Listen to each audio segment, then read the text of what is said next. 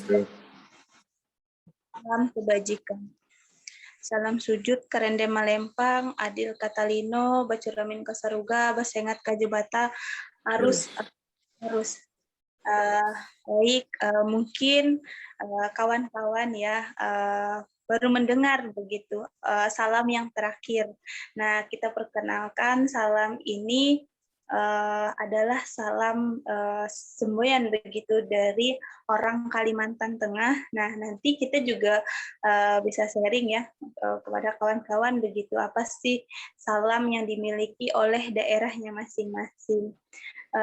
Mohon maaf untuk keterlambatan proses masuk kita hari ini karena kondisi beberapa kendala begitu terkait kondisi keadaan saat ini yang cuacanya sedang hujan sehingga kita cukup lama begitu untuk bisa berproses masuk.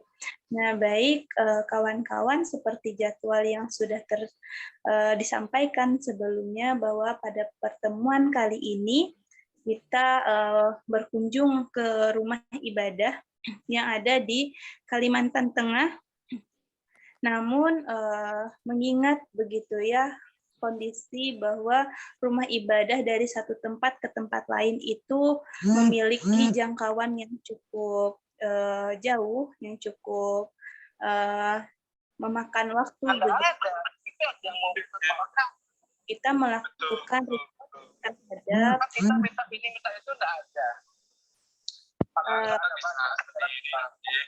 dahulu.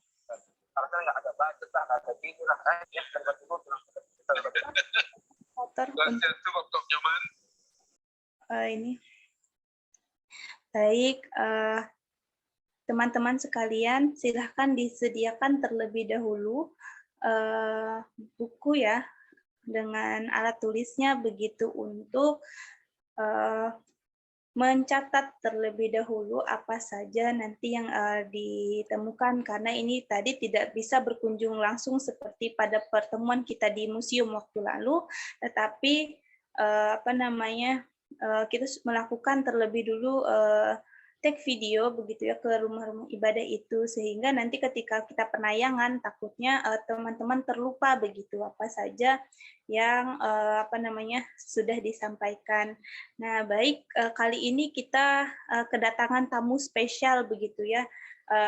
Kita kedatangan salah satu dosen senior yang ada di Kalimantan Tengah. Beliau adalah salah satu dosen yang mengajar di universitas yang cukup besar juga di Kalimantan Tengah dan universitas yang tertua juga begitu, Universitas Palangkaraya, Universitas Negeri begitu ya yang ada di Palangkaraya ini. Nah, lalu beliau bersedia begitu untuk bergabung dengan kita hari ini. Ini adalah suatu kehormatan juga atas kesediaan beliau begitu untuk menjadi salah satu sumber informasi dan juga sharing ilmu terkait bagaimana sih toleransi kehidupan yang ada di Kalimantan Tengah.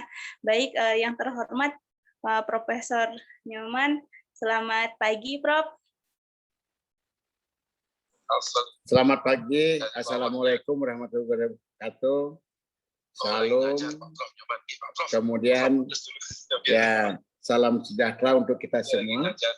Tabik salamat inyulalatai, salam sujud karena melempang. Nah, yang itu adalah salam dari saudara-saudara kita yang keharingan, ya, yang artinya sama juga ya semoga Tuhan melindungi kita dalam selamanya. Nah, kemudian yang berikutnya Adil Katalino Bacurumin Kasuraga Basengat Kajibata. Nah, itulah salah satu salam Dayak ya. Semua Dayak yang ada di Kalimantan atau di seluruh Indonesia, kalau mereka bertemu, ya itulah salam itu yang diucapkan. Artinya apa? Ya kalau salam itu ya kita harus hadir seperti bagaimana sinar itu ya memberikan cahayanya kepada siapapun tanpa pandang bulu. Dengan demikian kita juga harus seperti itu. Ya itu salam dari ini ya. Terima kasih. Saya tadi sudah diperkenalkan oleh Ibu Ainun Jariah. Saya tuh Prof. Nyoman, ya saya sehari-hari sebagai dosen di Fakultas MIPA Universitas Palangkaraya. Di samping itu saya juga sebagai Ketua Parisada Hindu Dharma Indonesia Provinsi Kalimantan Tengah, yaitu Parisada Hindu Dharma itu artinya seperti MUI-nya ya, MUI-nya. Kalau di Muslim, PGI-nya di ini. Nah itulah saya adalah Ketua Parisada ini. Nah di samping itu juga di Kalimantan Tengah saya juga Dewan Pimpinan Keluarga Ikatan Alumni Lemhanas. Ya, nah, kemudian ya kegiatan-kegiatan lainnya. Nah itulah saya keseharian saya sebagai dosen Universitas Palangkaraya, di samping itu juga sebagai dosen di Sekolah Tinggi Ilmu Hukum Taman Bunga Palangkaraya. Nah itu perkenalan dari saya, terima kasih. Saya akan merasa bahagia, bangga kalau ada umpamanya yang bertanya tentang bagaimana Kalimantan Tengah, bagaimana kerukunannya, kemudian kenapa umpamanya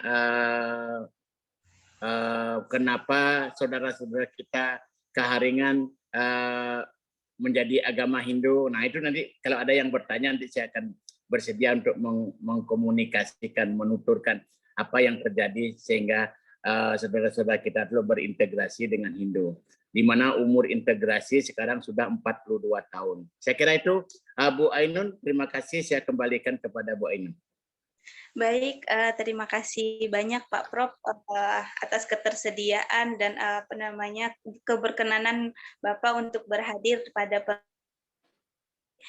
baik kawan-kawan, ini adalah suatu keberuntungan begitu bagi kita ya, bisa menghadirkan beliau begitu untuk turut serta di kegiatan kita kali ini.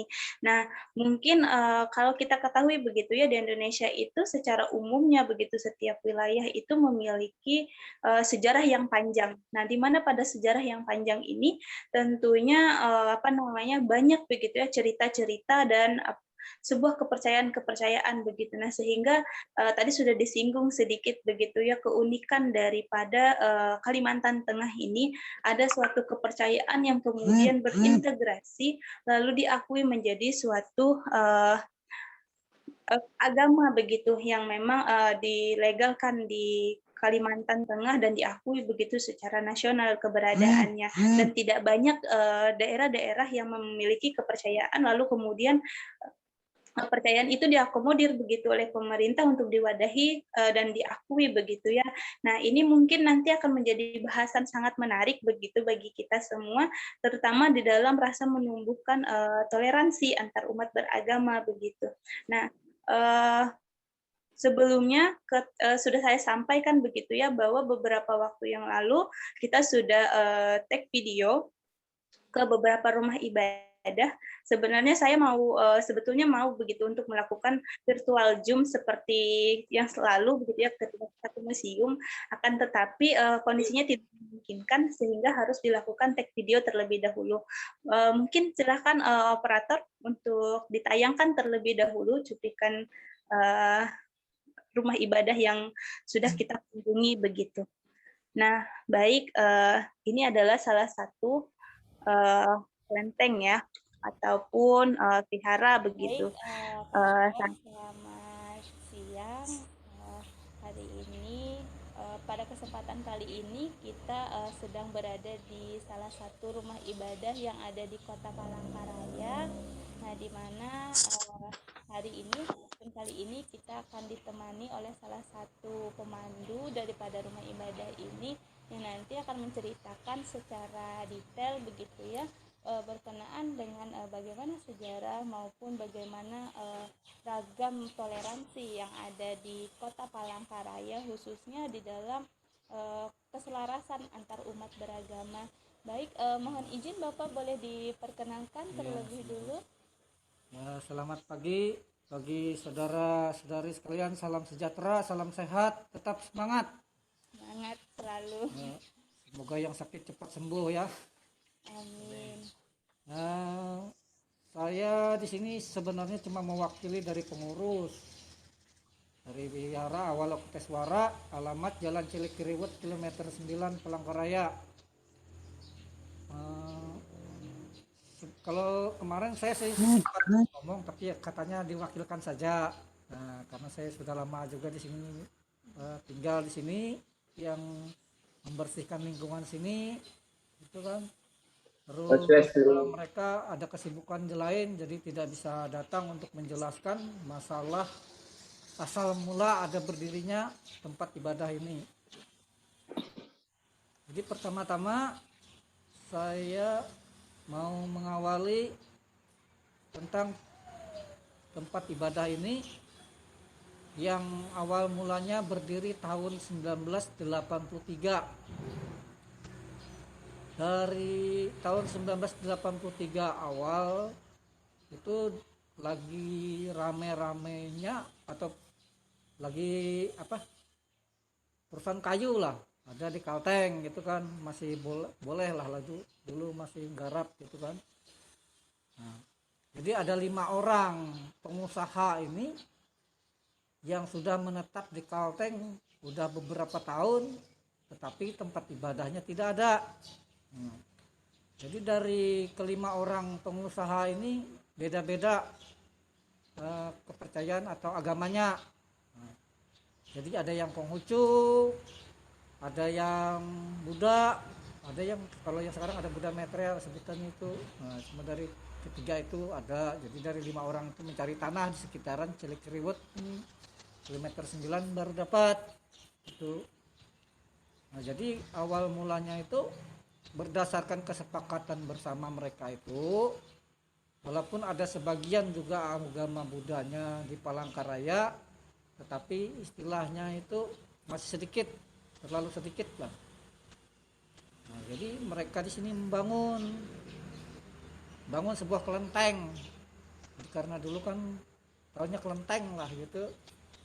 Nah, dibangun awal mula di sebelah sana, kan. Nah, di situ semua aliran yang ketiganya ada Buddha, Konghucu, dan Tao tadi ibadahnya di sini. Jadi wiharanya masih belum ada waktu itu. Jadi namanya Kelenteng Jai Antiong. Nah, seiring perubahan waktu, usaha kayu sudah tidak diizinkan lagi di Kalteng, akhirnya mereka keluar dari Kalteng mencari wilayah lain yang masih bisa digarap. Nah, tapi karena ada kesepakatan bersama tadi, dilimpahkan dengan salah satu umat yang ada di Palangkaraya yang kebetulan juga beliau beragama Buddha waktu itu. Nah, disuruh mengurus, kalau mau ibadah ya silahkan dilanjutkan gitu kan. Nah, terus beliau itu masing-masing tadi ada yang ke Sampit, ada yang kembali ke Pontianak juga ada gitu. Nah, karena waktu itu agama Konghucu masih belum bisa diakui pemerintah, maka harus dimasukkan ke agama Buddha. Jadi didaftarkan lagi ke pemerintah Palangkaraya, kota Palangkaraya dengan provinsi gitu. Setelah itu tahun 93 lalu berdiri wihara ini, dikasih nama Wihara Awalokiteswara. Awalokiteswara itu sama dengan Kuan Im. Kalau versi Mandarinnya sebut Kuan Im Tang. Nah, Dewi Cinta Kasih. Tapi dari beliau itu semua urusan ada di tangan beliau. Jadi walaupun bukan sama dewa yang lain, asal berdoa sama beliau pasti istilahnya itu ya diterima doa-doa kita. Tapi semua itu berdasarkan hasil perbuatan kita, ya kan. Nah, jadi tahun 93 dibangun ini, akhirnya sebagian pengusaha-pengusaha juga dari Banjarmasin yang membuka usaha di sini juga beribadah ke sini. Jadi ini wihara awal atau yang tertua di Kota Palangkaraya. Kalau masalah peribadatan, karena kita di sini tadi sudah ada kesepakatan, jadi bersama-sama. Nah, terserah pribadi masing-masing. Nah, kebanyakan kalau yang agama Konghucu sembahyang di sebelah dulu, baru mereka ke wihara. Kalau yang Buddha dari wihara dulu, atau yang ngambil dari Tridharmanya sekarang itu beribadah ke wihara dulu baru ke sebelah. Nah, karena sebenarnya mereka dulu pengennya mau dibentuk sendiri, tetapi karena tidak bisa di sini satu yayasan 2 kepengurusan, Jadi kita perkenankan aja buat mereka bikin ya sebagai grup lah gitu, grup aja lah, grup kelenteng gitu kan.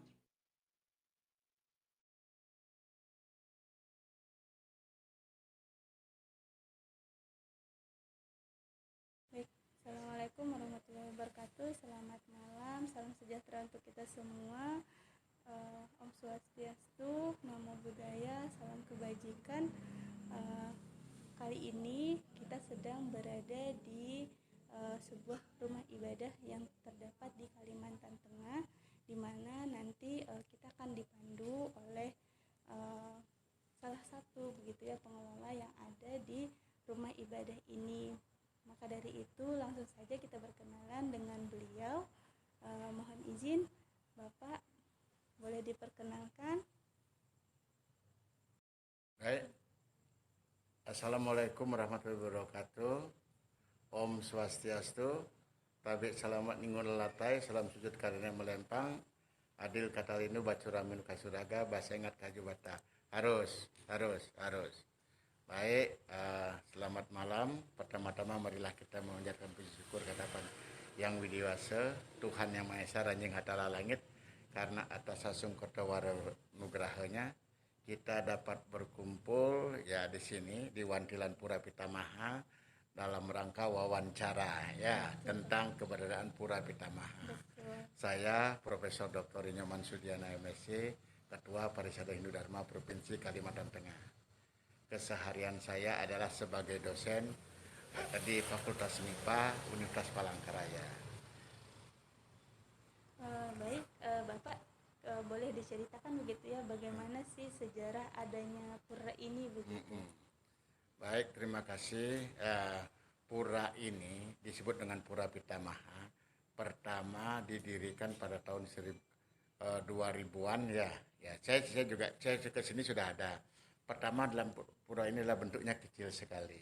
Kemudian terus berkembang ya jadi seperti ini. Ini adalah Pura Pitamaha. Kemudian juga Pura Pitamaha ini juga sebagai Pura Padmabuana Nusantara. Padmabuana itulah yang menjaga dunia ya di Nusantara ini. Kemudian Pitamaha ini terletak di tengah-tengah. Maka dibilang dia Padmabuana di tengah-tengah. Nah, perlu juga saya komunikasikan kepada Mbak Ainun ya. Ya, betul Bapak. Ya, Mbak Ainun bahwa di Kalimantan Tengah ini kami mempunyai saudara, yaitu saudara Kaharingan yang integrasi dengan Hindu. Yaitu pada tahun 1980 berintegrasi dengan Hindu, kemudian mengakui yaitu Majelis Besar Agama Hindu Kaharingan sebagai badan keagamaan. Nah, maka di sini kita memiliki tempat ibadah pura untuk Hindu dan yang lainnya, kemudian tempat ibadah juga balai. Ya, balai yang letaknya di jalan di depannya SMK 1. Dan di samping itu kita juga mempunyai disebut dengan pura integrasi. Pura integrasinya tepatnya di Tangkiling, ya nama Pura Salipaseban Batu.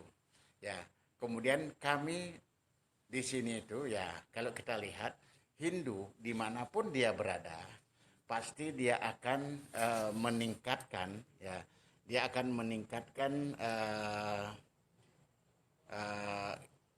kemampuan daerah ya, artinya lokal geniusnya, ajaran-ajaran Kaharingan itu diangkat supaya lebih terhormat. Nah, dari sana juga kita melihat banyak yang mengatakan bahwa setelah Kaharingan berintegrasi dengan Hindu, dia akan hilang ini Kaharingannya, budaya-budaya Kaharingan ini. Sekarang kita sudah 42 tahun sudah berintegrasi. Satu pun ini Kaharingan tidak ada yang hilang. Karena kita sudah mempunyai batas, yaitu apa yang dilakukan oleh saudara-saudara kita Kaharingan tetap bisa dilakukan. Yang penting tidak bertentangan dengan Undang-Undang Dasar, Pancasila, Weda, dan Penaturan. Kemudian ada kesepakatan kita bersama bahwa kalau di pura menggunakan aturan pura, kalau di balai menggunakan aturan balai. Kita tidak akan mencampurkan antara kegiatan di balai dengan kegiatan di pura. Tetapi kalau di pura integrasi di Tengkiling, kita bersama-sama laksanakan seperti itu. Nah, itulah yang kami lakukan selama 42 tahun ini. Berarti ini cukup unik juga begitu Pak ya, mengingat bahwa di daerah Nusantara gitu khususnya mungkin adanya cuma di Kalimantan Tengah begitu, bahwa ada integrasi antara dua perpaduan begitu Pak ya. Nah ini sangat menarik sekali begitu Bapak. Boleh diceritakan lebih detail Gini, Pak? yang pertama gini. Pada tahun 1980, pemerintah Indonesia itu mengeluarkan peraturan bahwa siapapun penduduk Indonesia itu harus beragama. Ya, kemudian kemudian pemerintah memberikan kewenangan menyuruh silahkan yang aliran-aliran kepercayaan, dulu ada aliran kepercayaan, silahkan Anda memilih mau masuk ke agama mana sesuai dengan garis-garisnya gitu mungkin ya, atau menjadi aliran kepercayaan. Nah, melihat seperti itu, Kaharingan yang melalui Majelis Besar Alim Ulama Kaharingan bersurat kepada Parisada. Parisada adalah lembaga tertinggi agama Hindu. Mereka gini, kemudian terus dia setelah bersurat kemudian terus diterima, berintegrasi. Maka menyatakan Majelis Besar Agama Hindu Kaharingan Pusat Palangkaraya. Nah, itulah yang ada gininya itu, ada aturan yang lainnya seperti itu. Oke, berarti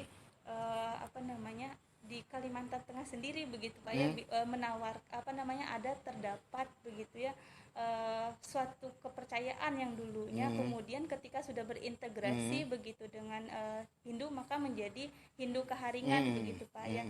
Ya, nah mungkin karena ini adalah sifatnya nasional begitu, mungkin di daerah-daerah lain juga kemungkinan ada begitu ya Pak ya, kepercayaan yang kemudian melebur dengan agama yang diakui sehingga bisa terjadi integrasi begitu antara keduanya, dan itu menjadi pengakuan begitu ya, ada dasar hukum dalam proses pelaksanaan peribadahannya begitu dilindungi begitu Pak ya.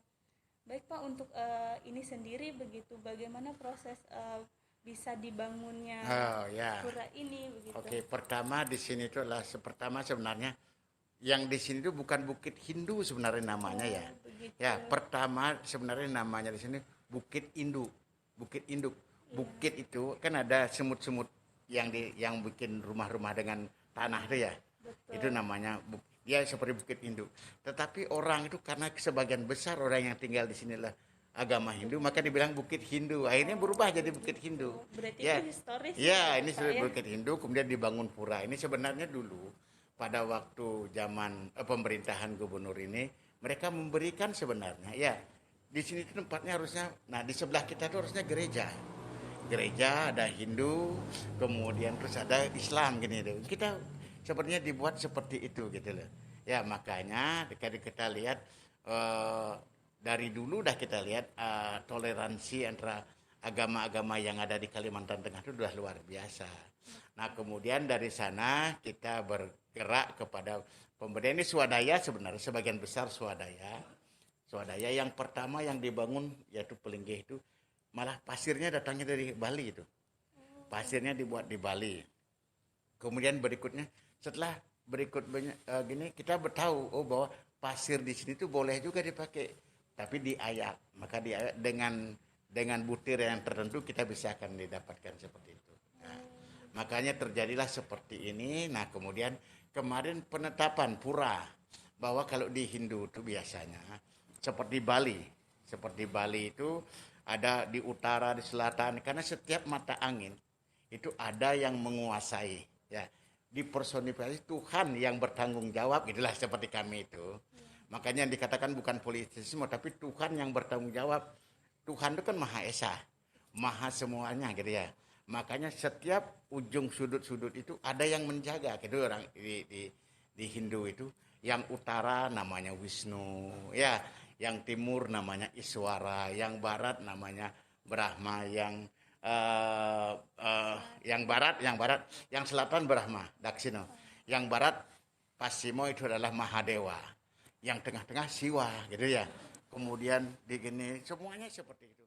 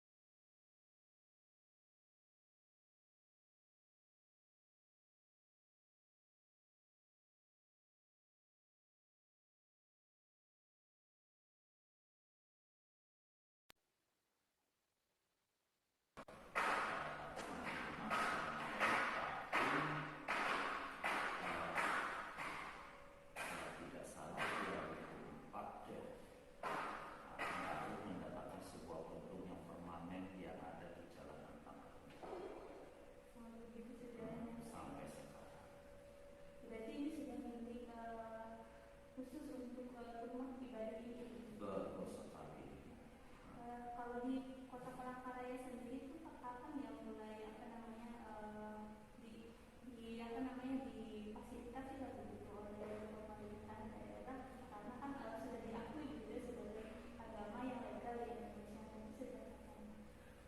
Waktu itu tahun 1995, waktu itu masih kita dari agama kita masih bergabung sama Pembimas, masih Pembimas Hindu. Jadi Hindu sama Buddha digabung menjadi satu. Kalau tidak salah sampai tahun 2006 apa sekian gitu. Ya kira-kira sekian ya. Nah, baru Pembimas itu terpisah, jadi ada Hindu, ada Buddha. Nah, itu. Berarti awalnya di sini tuh bergabung gitu Pak, kemudian memisahkan diri. Ya. Baik Pak, kalau untuk peribadahan sendiri begitu, kapan kira-kira dilaksanakan? Ibadah kita setiap hari, itu 3 kali, pagi, siang, dan malam, 3 kali. Dengan jam mungkin setiap tempat ibadah kita yang artinya dari sektor ya, dari media ini, yaitu dari jam 6, jam 12, kemudian jam 6 malam.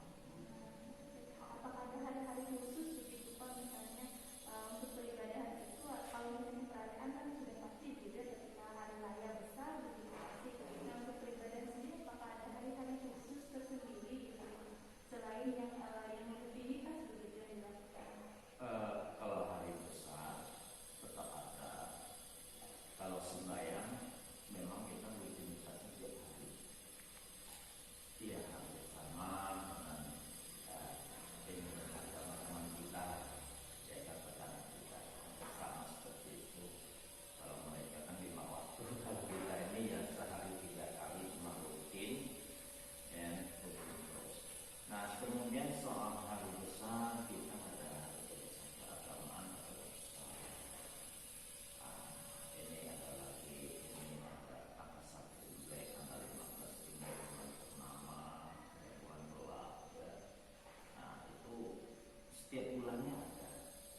Nah, kemudian kapan umat itu akan datang ibadah dan sebagainya. Sebenarnya ibadah itu tiap hari, ya tergantung umatnya itu, mereka itu memilih hari apa. Kita tidak mematok harinya. Jadi seumpamanya kalau mau libur ya Minggu, atau hari Sabtu, atau memilih hari keagamaan seperti ada tanggal 1 bulan gelap, kemudian tanggal 15 bulan gelap. Jadi setiap bulan juga ada di awal dan di pertengahan begitu Pak ya, di setiap bulan begitu. Ada. Maksudnya Pak, kalau untuk jumlah-jumlahnya begitu. Kita di sini sama sedikit, ya setiap sektor di sini ada. Di Palangkaraya ini ada 4 tempat ibadah. Sektornya berbeda-beda. Ada olahraga, ada Udayana, ada Mahayana. Nah, kemudian kita ini Mahayana aliran Nigamaya. Nah, itu. Nah, kalau ini rutinitasnya mereka itu, umat itu ya memang kadang-kadang kita itu ada persamaan persepsi, ya kan. Nah, ada saling berkumpul, beraksi bersama, ya kegiatan bersama, walaupun di dalam umat kita sendiri. Nah, kalau cerita umat di sini, ya khususnya untuk kita di sini, ya itu sangat sedikit, tidak banyak. Ya mungkin kalau cerita kakak waktu itu masih jaya-jayanya berkembang kayu, usaha dan sebagainya. Nah, mungkin mereka ada yang sebagian menetap di sini. Nah, tetapi sekarang sudah tidak ada usaha ya.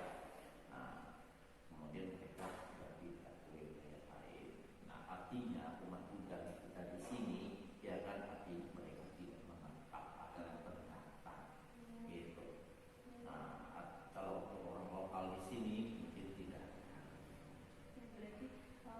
penganutnya sendiri itu adalah orang pendatang. Iya, betul sekali. Oke, baik Kak, kalau di Indonesia itu kan kita menghargai begitu Pak ya, mau agama apapun gitu kan. Karena memang kita hidup di tengah keragaman begitu Pak ya. Nah, untuk itu sendiri bagaimana kita ketika saat peribadahan begitu, bagaimana agama-agama lain merespon begitu, terutama pada hari-hari besar biasanya otomatis ada perayaan-perayaan lah seperti itu. Nah, bagaimana tanggapan-tanggapan dari agama lain begitu ya, ketika khususnya agama Buddha begitu di sini mengadakan acara keagamaan itu? Di sini Kalimantan Tengah, kalau soal keagamaan kita ada perayaan merayakan dan sebagainya, dan keagamaan itu di sini ya rasanya sangat sangat ini ya, artinya keagamaan itu ada ya, tidak istilahnya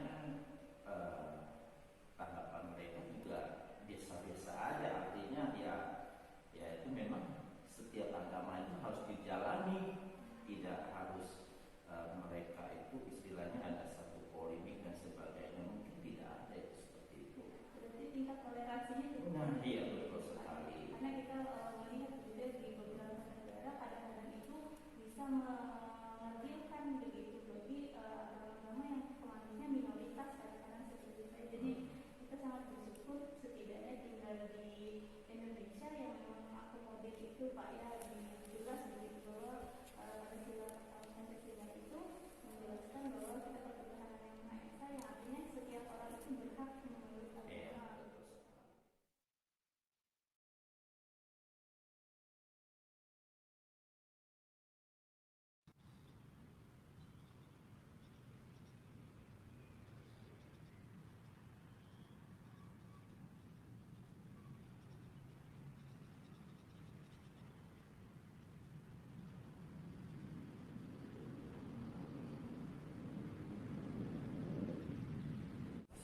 betul sekali.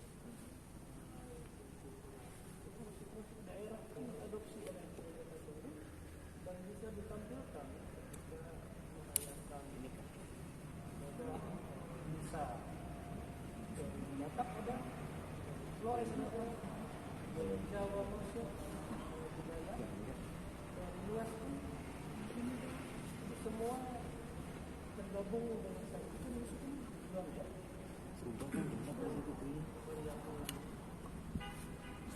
Berarti secara keseluruhan begitu Pak ya, yang Buddha itu memang sangat hadir dan tumbuh sekali dalam kehidupan kita sehari-hari. Boleh mungkin Bapak kita sambil melihat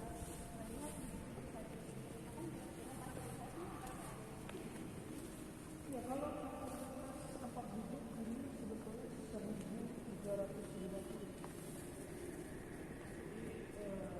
Perayaan Misa itu dalam satu minggu 7, jam 11 siang, jam 5 sore hari itu, dan terakhir jam 8 malam.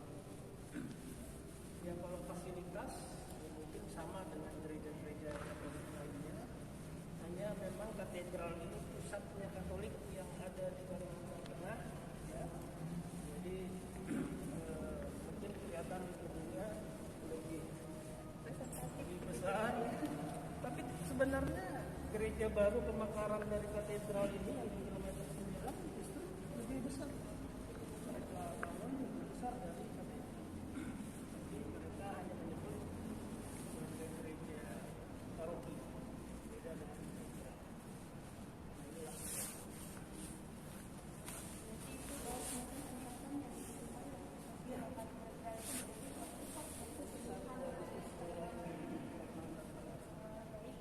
kalau boleh dijelaskan Bapak di bagian depan Ya, ini kota ini persembahkan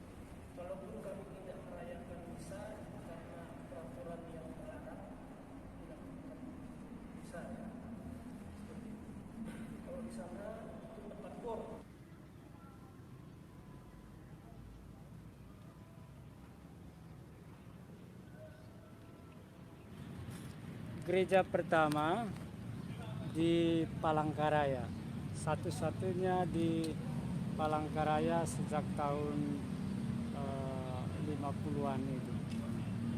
Jadi ketika umat makin bertambah,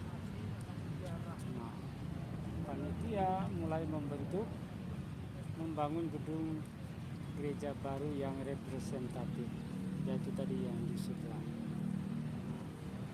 Tahun 98 itu diresmikanlah gereja besar yang di sebelah tadi. Nah, sekarang gedung ini tetap kita gunakan untuk pelbagai kegiatan, baik itu umat sendiri maupun di luar umat disewakan. Nah, lebih banyak yang menggunakan ya dari intern paroki. Kemudian berskala nasional sudah pernah juga menyelenggarakan di sini Hari Komunikasi Sosial Sedunia tahun 2018. Kemudian telekonferensi Presiden dengan Polda waktu itu beberapa minggu lalu ya di sini juga diadakan di sini. Jadi serbaguna ini bisa kita andalkan walaupun dengan keadaan ini ya karena uniknya itu. Jadi inilah tempat kita yang memang juga andil di dalamnya Pacilik Ribut gereja ini. Jadi ya gereja ini kan ada segi 8 yang menunjukkan 17 Agustus 1945. Jadi itu filosofi. Sehingga itulah yang dikatakan cagar budaya itu. Ini juga unik Pak ya, di dalamnya itu sepertinya kalau kita lihat dari kejauhan sudah terlihat begitu bahwa ciri khas Kalimantan Tengah sendiri begitu ya, adanya batang garing mungkin.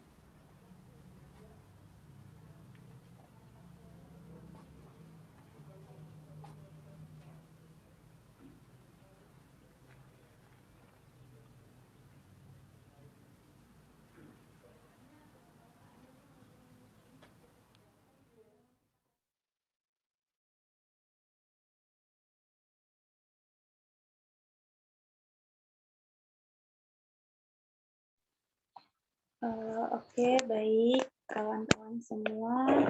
Itulah tadi beberapa cuplikan ya mengenai rumah ibadah yang ada di Kota Palangkaraya. Nah, ada beberapa rumah ibadah begitu ya yang tidak ada narasumbernya, mengingat kemarin waktu kita juga untuk mempersiapkan begitu ya, karena memang awalnya juga mau virtual tour begitu, lalu kemudian dengan berbagai kendala teknis yang dihadapi, maka yang bisa kita tampilkan begitu.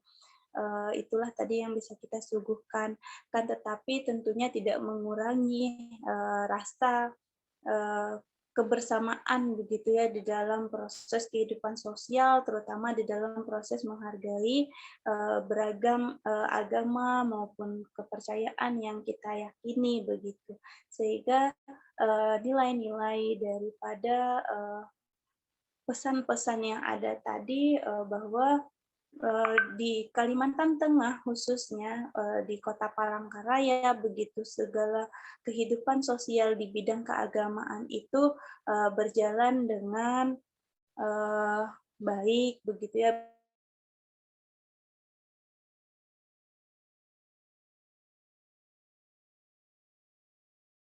bisa berjalan selaras dan bisa berjalan bersama-sama begitu, sehingga tanamkan dan sudah dijelaskan apa yang terkandung ataupun apa yang tertuang di dalam Pancasila itu sendiri. Mungkin Pak Prof Nyoman boleh menambahkan begitu Prof ya terkait toleransi yang ada begitu dari perspektif kehidupan sosial kita di Kalimantan Tengah. Izin Pak Prof untuk bisa menambahkan. Baik, terima kasih Bu Ainun Jariah. Ya, assalamualaikum warahmatullahi wabarakatuh. Salam, selamat pagi, salam sejahtera untuk kita semua. Ya, saya yang perlu saya komunikasikan di sini adalah bahwa Kalimantan Tengah itu ada yang disebut dengan falsafahnya adalah falsafah Umah Betang. Falsafah Umah Betang itu adalah falsafah Umah Betang itu adalah rumah yang besar, rumah yang panjang, di mana di dalam rumah itu hidup banyak suku bangsa, ya, kemudian banyak agama, ya bisa saling bersama. Nah, falsafah itulah yang kami pedomani untuk saudara-saudara kita yang ada di Kalimantan Tengah. Dan di samping itu juga ada falsafah berikutnya itu adalah di mana bumi dipijak, di sana langit dijunjung. Nah, itu yang falsafah itu. Artinya apa? Kita berada di rumah yang besar yang bernama Kalimantan Tengah. Nah, kemudian kita berasal dari beberapa suku yang ada di Kalimantan Tengah itu, terutama yang paling banyak ya tentu saja suku Dayak. Ya, saudara-saudara kita dari di dalam suku Dayak pun beragama berbeda-beda. Ada yang Muslim, kemudian ada yang Nasrani, kemudian ada yang Hindu yang bergabung kepada Hindu Keharingan gitu. Ya mungkin juga ada yang aliran kepercayaan itu. Ya itu. Di samping itu ada Buddha, kemudian ada Nasrani, baik Protestan maupun Katolik. Ya, keberagaman itulah menempati Umah Betang yang besar yang disebut dengan Kalimantan Tengah ini, dengan falsafahnya itu, bahwa kita berbeda, tetapi tujuan kita sama, yaitu bagaimana menjadi Kalteng yang semakin berkah. Nah, itu yang dibawa oleh Gubernur Kalimantan Tengah, Haji Sugianto Sabran, yang mengatakan mari kita bersama-sama menuju cita-cita bersama. Kalau kita bersama pasti bisa. Ya seperti dikatakan pepatah, ya bersatu kita teguh, bercerai kita runtuh aja. Kalau kita sudah bersatu, apapun yang kita ini kan pasti. Sama juga dengan sekarang. Sekarang di Kalimantan Tengah itu sedang terjadi bencana yaitu banjir. Ya, kami semua komponen masyarakat Kalimantan Tengah ya berbahu-bahu, bahu-membahu membantu keluarga-keluarga kami yang sedang mengalami kebanjiran. Kebanjiran yang terparah adalah di Kabupaten Katingan, kemudian sekarang sudah meluas ke Barito juga, ya semuanya dilakukan dulu. Kemudian kami semua tanpa memandang suku, agama, dan ras untuk melaksanakan bersama-sama bagaimana membantu saudara-saudara kita yang sedang mengalami musibah kebanjiran itu. Dan perlu juga saya komunikasikan kepada kita semua di sini, Kalimantan Tengah juga sudah mendeklarasinya sebagai bumi Pancasila. Ya, yaitu bumi Pancasila yang tetap kita meyakini adalah yang pertama itu adalah ya ketuhanan yang Maha Esa, kemudian Pancasila dan Undang-Undang Dasar Negara 1945, NKRI adalah harga mati. 4 pilar kebangsaan itu sudah terpatri semua di hasanah warga Kalimantan Tengah. Maka ya tidak salah juga Kalimantan Tengah juga mendapat penghargaan sebagai daerah yang kerukunannya luar biasa di Indonesia nih. Saya kira itu Bu Ainun, saya tambahkan. Oh ya, saya tambahkan sedikit lagi. Kebetulan tadi karena tidak ditampilkan pura yang ada di Bukit Batu ya. Nah, seperti yang dikatakan tadi, Kalimantan Tengah itu unik. Ya, Kalimantan Tengah itu unik saya kira. Kemudian terus ada warga kita, warga Keharingan yang berintegrasi dengan Hindu, ya, berintegrasi dengan Hindu. Berarti di sini itu tempat ibadahnya ada 2. Ya, tempat ibadahnya ada 2. Ya tadi sudah dimunculkan, yaitu ada yang pura, ya kemudian saudara-saudara Keharingan juga ada yang disebut dengan Balai Basarah. Tadi sudah ditampilkan Balai Basarah, tetapi ya karena kami itu berintegrasi pada tahun 1980, kami juga mendirikan pura integrasi. Ya, yaitu tempatnya di Tangkiling 30 km dari Kota Palangkaraya, namanya Pura Sali Paseban Batu. kalau di pura itu, ya di sana tuh ada keramatnya, ada tempat persembahyangan Hindunya. Nah di sana religi kita, ya cara beribadah kita tuh adalah kedua keyakinan itu, ya yang saudara kita Keharingan, saudara Hindu, kita sama-sama melakukan ibadah di sana, yaitu perpaduan antara Hindu dan Keharingan. Dan di samping itu juga, ya kami juga sebagai warga Hindu yang bukan berasal dari Kalimantan Tengah, ya kemarin juga saya sudah tunjukkan kepada Bu Ainun Jariah tadi, udah ada alkulturasi seni, ya alkulturasi seni, karena kalau saudara-saudara tadi melihat di Kuriagung itu, biasanya tidak ada burung di sana ya. Kalau cari di seluruh Indonesia itu tidak ada burung, hanya di Kalimantan Tengah ada burungnya gitu ya. Karena apa? Karena saudara-saudara kita di Kalimantan Tengah itu adalah burung enggang, itu adalah burung yang luar biasa, burung yang disakralkan. Maka kami membuat ya di Kuriagung itu adalah ada burung. Karena juga di dalam diri kita juga dipercaya, kalau Hindu itu mengatakan bahwa di dalam diri kita itu ada dua burung juga. Yang satu selalu membisikkan kebaikan, yang satu selalu membisikkan yang tidak baikan. Ya, semuanya itu ada di dalam diri kita, ruwa bina itu baik dan buruk itu. Nah, di sana juga pada waktu di Wantilan, saya sudah tunjukkan kepada Bu Ainun juga, di Wantilan itu hanya di Kalimantan Tengah ya ada ornamen, yaitu ornamen yang namanya telabang, yaitu telabang itu adalah kalau orang Dayak dulu berperang itu mereka menggunakan penangkisnya itu adalah telabang itu dengan mandaunya. Kami munculkan di sana mandau dua, mandau dan sumpit, kemudian ada telabangnya, di tengah-tengahnya gong. Nah, gong itu adalah lambang artinya status daripada saudara kita di Keharingan. Nah, itu kalau kita melihat sudah ada sinkritisasi seni, ya baru seni, yaitu integrasi kita baru 42 tahun. Ya mudah-mudahan nanti akan memunculkan gini yang baru, karena perlu saya komunikasikan kepada kita semua. Hindu adalah universal. Di mana Hindu itu berada, dia akan mengangkat budaya lokal genius yang ada di sana itu untuk diangkat kemudian dimuliakan. Nah, itulah yang namanya Hindu. Maka Hindu itu tidak akan sama. Hindu di Bali tidak sama dengan di Kalimantan Tengah. Hindu di India yang katanya berasal dari India tidak akan sama dengan Hindu yang ada di Indonesia, terutama di Bali. Saya kira itu tambahan yang bisa saya sampaikan.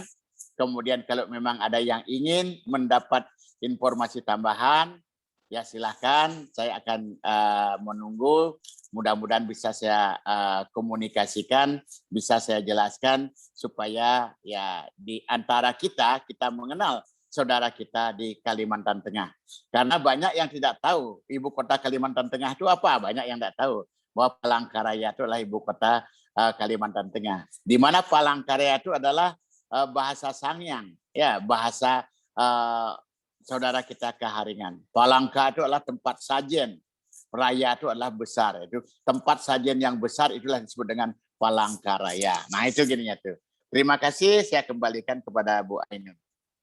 Baik, terima kasih banyak, dan kita juga mendapatkan historis ya tentang asal mula nama Palangkaraya, begitu, bahwa itu adalah berasal daripada bahasa Sangiang, begitu Pak ya, bahasa penduduk lokal di sini, yang mana menyebutkan tempat persembahan yang besar, begitu Prof ya. Baik Prof, mungkin bisa ditambahkan sedikit terlebih dulu untuk Keharingan ini sendiri, begitu Prof, karena kebetulan kemarin kita ke Balai dan petugas pengelola di sana sedang ada kesibukan, begitu, sehingga tidak mendapatkan informasi. Nah, ini kan unik, begitu. Bagaimana integrasi ini berawal, begitu Prof, sehingga bisa bergabung, begitu. Oke, terima kasih Bu Ainun. Ya, kepada saudara semua, terima kasih. Ya, sebenarnya Keharingan, ya kapan Keharingan itu bergabung, ya berintegrasi, ya bukan bergabung, ya integrasi, sama-sama kita gini kan ya. Nah, integrasi dilakukan tahun 1980. Ya pada waktu itu, kita telah di Orde Baru, kemudian Menteri Dalam Negerinya itu Amir Mahmud. Amir Mahmud itu mengumumkakan kepada seluruh penduduk Indonesia, bagi agama yang diakui di Indonesia gitu dulu. Agama yang diakui di Indonesia adalah 6 agama itu. Ya, kemudian berikutnya bagi di luar 6 itu silahkan bergabung ke salah satu sesuai dengan porosnya masing-masing atau sebagai aliran kepercayaan nanti yang akan diginikan di Pakem atau kemudian atau di dalam spiritual yang diginikan di Dekbud. Nah, karena berdasarkan seperti itu, maka Alim Ulama Kaharingan Indonesia, nah itu namanya dulu Majelis Besar Alim Ulama Kaharingan Indonesia, bersurat kepada PHDI, Parisada Hindu Dharma Indonesia, dulu di Bali tempatnya, ya pada waktu tahun 80 dulu di Bali, bersurat yang mengatakan ingin berintegrasi. Karena apa? Ya karena mereka melihat sepertinya ya filsafat, ya kalau di agama Hindu itu ada yang disebut dengan 3 kerangka agama Hindu, filsafat, susila, dan upakara. Nah filsafatnya atau model-model sesajennya, model-model kidungnya itu kok seperti Hindu, gitulah mereka gitu. Dan ya kita ketahui bahwa Hindu masuk ke Indonesia itu pertama adalah kerajaan Hindu tertua itu adalah di Kutai, Kalimantan Timur. Nah kemudian beliau itu ke Bali. Nah kebetulan Gubernur Bali pada saat itu adalah ahli Weda, yaitu mantan Dirjen Kebudayaan, Profesor Dr. Ida Bagus Mantre. Kemudian saudara kita yang dari Kaharingan itu datang ke sana mengatakan mau integrasi. Nah, berceritalah beliau itu di sana itu. Kemudian Gubernur Bali pada waktu itu, ya saya sudah mengkaji di dalam disertasi saya bahwa ya Kaharingan itu sebenarnya Hindu, tapi zamannya berbeda dengan Hindu yang ada di Indonesia itu. Yaitu zamannya zaman Weda. Yaitu belum ada bahasa tulisan sebenarnya pada waktu itu. Maka Kaharingan itu sebenarnya adalah Hindu, tidak perlu ada apa-apa lagi gitu. Nah dengan cara seperti itu kemudian kembali lagi, nah singkat cerita ya bergabunglah Kaharingan itu berdasarkan SK 37 ya garis miring H garis miring 4 garis miring 80, kemudian sebagai integrasi dengan Hindu. Kemudian ditandai dengan apa? Ya integrasi dengan Hindu. Kemudian Bapak yang mewakili Kaharingan itu namanya Bapak Lewis KDR. Ya, sekarang beliau tuh masih katakanlah saksi hidup sebenarnya Bapak Lewis KDR. Kemudian beliau diberikan nama Putu Jata Mantra. Supaya dia diberikan nama Putu Jata Mantra, baru kembali ke di sini mengumumkanlah bahwa Kaharingan integrasi dengan Hindu. Nah kemudian pengumuman itu dibuatlah suatu acara di balai yang kemarin yaitu balainya di balai di jalan mana yang balai itu dibuatlah acara angkat sumpah darah antara komponen masyarakat Hindu yang diwakili oleh Parisade dengan saudara-saudara kita Kaharingan, yaitu mau dengan meneteskan darah di mangkok putih itu kan ya. Nah dengan acara itu diteteskan darah, kemudian mereka aduk darah itu, kemudian mereka minum bersama darah itu. Artinya kita sudah bersaudara. Ya itu angkat sumpah. Cara di sini itu namanya sumpah darah, itu ada istilahnya itu. Nah di sana itu juga mengatakan bahwa kita itu bersaudara. Barang siapa yang melanggar sumpah ini, maka mereka tidak akan bisa nyaman hidup di dunia ini. Itu sumpah mereka itu. Bersumpahlah mereka untuk itu. Nah, kemudian berikutnya, karena itu, bersuratlah kepada Menteri Agama melalui Dirjen Bimas Hindu-Buddha, dulu Hindu-Buddha itu bergabung, keluarlah SK yang mengatakan bahwa Majelis Besar Agama Hindu Kaharingan sebagai badan keagamaan. Maka sampai sekarang di Indonesia hanya ada PHDI yang Hindu dan Majelis Besar Agama Hindu Kaharingan Pusat Palangkaraya. Nah, sudah berintegrasi itu banyak orang-orang, banyak tokoh-tokoh di Kalimantan yang mengeluarkan isu dengan berintegrasinya Kaharingan dengan Hindu, terutama Bali, maka semua kegiatan-kegiatan keagamaan warga kita Kaharingan akan hilang, akan dibalinisasi. Nah, begitulah muncul kata-kata seperti itu.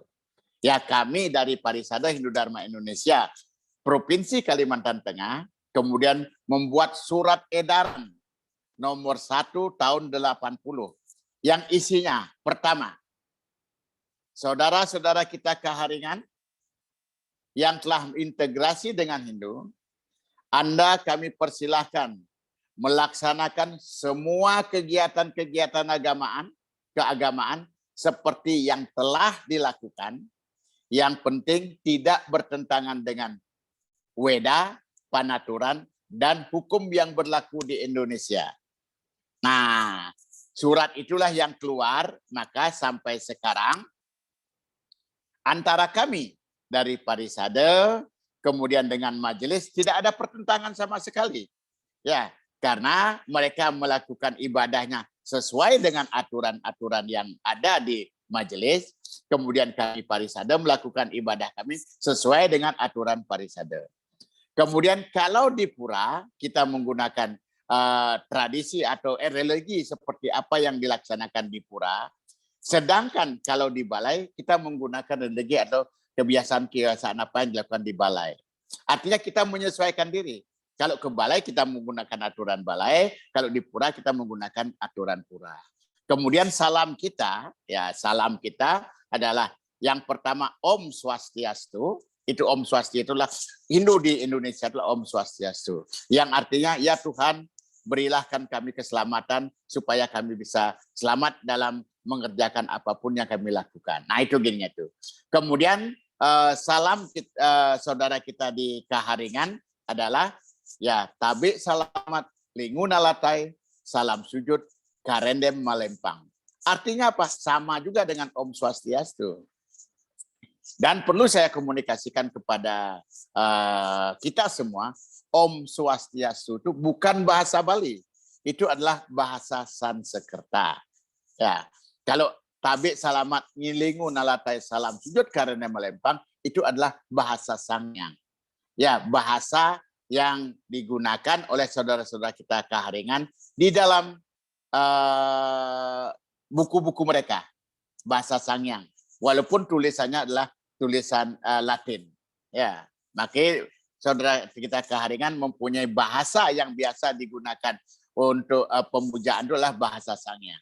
Sama juga dengan di Hindu yang di Bali, dalam pemujaan biasanya menggunakan bahasa Jawa kuno yang paling banyak, bahasa Kawi yang paling banyak dilakukan, kemudian atau bahasa Sanskerta. Itu yang dilakukan gini. Kalau di sini ada yang disebut dengan bahasa Sangyang. Nah, sampai sekarang sudah 42 tahun integrasi Hindu dengan Kaharingan. Maka ya saudara kita yang di Kalimantan Tengah menyatakan dirinya saya tuh beragama Hindu Kaharingan. Nah, itulah ceritanya. Bu Ainun, Jariah, terima kasih. Baik, terima kasih Prof atas informasi yang cukup detail begitu ya terkait integrasi antara kedua agama ini tadi begitu sehingga bisa berjalan dan menunjukkan bahwa apa yang disebutkan begitu ya di Pancasila itu memang diterapkan begitu sekalipun ada integrasi antar keduanya, namun tetap masih menghargai begitu terkait aturan-aturan di dalam proses peribadahan. Nah, ini memang salah satu bentuk begitu bahwa di Kalimantan Tengah sendiri khususnya dengan adanya tadi integrasi begitu antara kepercayaan lalu kemudian menjadi suatu agama kepercayaan bagi masyarakat secara legal begitu, itu menunjukkan sekali bahwa tingkat toleransi yang dibangun begitu, meskipun keragaman yang ada di situ tetap terjaga begitu, sehingga antar beragama antar satu ini saja sudah bisa menciptakan begitu ya batasan-batasan sebagai bentuk penghargaan terhadap proses ataupun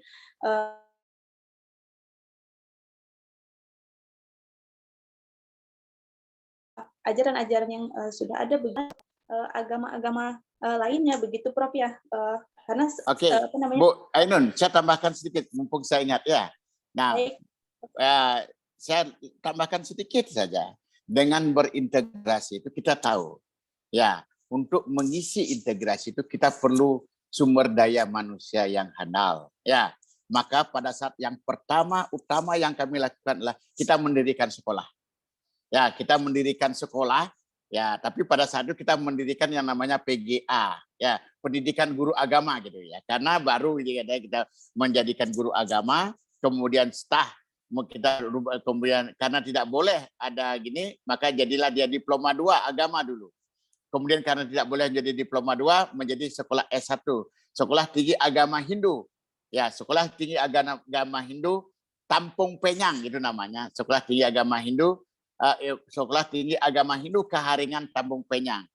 Kemudian pada waktu presiden kita Gus Dur, maka sekolah tinggi agama Hindu Tampung Penyang ditingkatkan statusnya menjadi sekolah tinggi agama Hindu negeri Tampung Penyang negeri.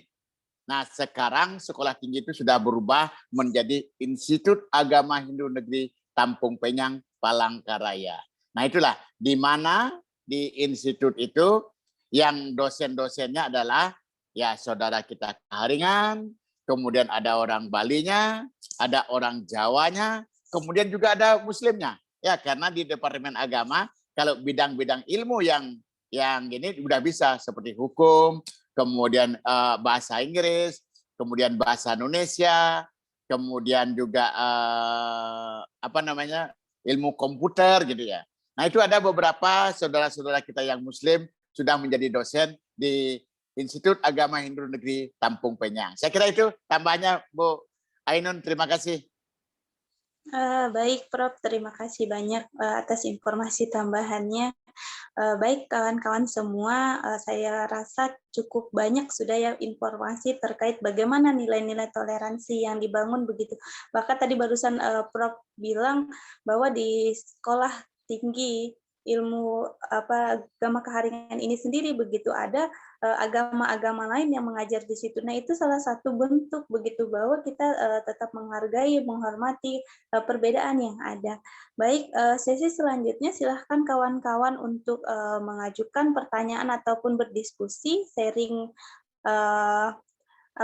sharing keadaan begitu ya di daerah kawan-kawan masing-masing. Nah, tentunya mengingat latar belakang Indonesia ini adalah negara yang dulunya negara kepulauan begitu, di mana di setiap pulau itu memiliki sejarah panjang berkenaan dengan kepercayaan nenek moyang kita zaman dulu. Nah, barangkali kawan-kawan boleh menceritakan begitu ataupun bisa bertanya langsung kepada Profesor bahwa terkait toleransi yang ada di Kalimantan Tengah khususnya pada bidang keagamaan begitu. Silahkan kawan-kawan. Bu Ainun, izin saya ya. Ya, ini ada waktu mungkin 20 menit ya. Saya akan ngajar sebentar jam 12. Mungkin saya hanya bisa menemani sampai jam 12 kurang 15 ya. Masih ada waktu 20 menit, kami persilahkan. Terima kasih Bu Ainun. Siap, Prof. Baik, silahkan kawan-kawan.